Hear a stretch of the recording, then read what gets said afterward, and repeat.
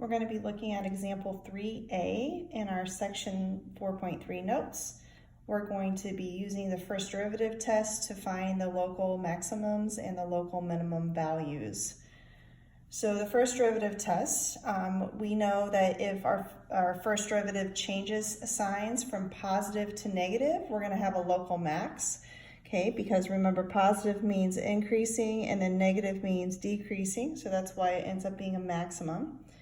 If our first derivative changes signs from negative, so that would be decreasing, and to positive, increasing, we can see why we'd have a local minimum.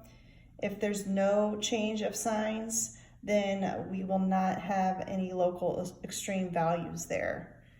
So we actually just looked at example 3A and we found the intervals where the function was increasing and decreasing in example 2B. So I'm going to go ahead and recreate the first derivative test that we have from there. Okay, so we found that 0 was our only critical point on the interval from negative infinity to infinity. We discovered on the left side of 0, it was positive, and we said that this interval was increasing. And then on the right side of 0, it was negative, so this interval is decreasing. Okay, sometimes I like to draw the picture so I can, see the max or the min. So increasing means going up, right? And then on the other side of 0, decreasing means going down. So we can visually now see what's happening at 0, that we have a local maximum. Okay, so f has a local max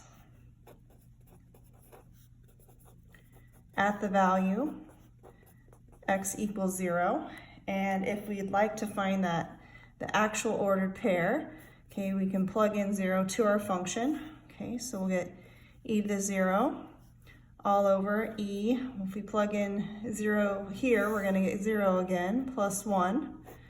Okay, so e to the 0 or anything to 0 is 1. So down here we'll have 1 plus 1. So 0, 1/2 ends up being our local max for the graph, our high point. Okay, and that completes example 3, part A.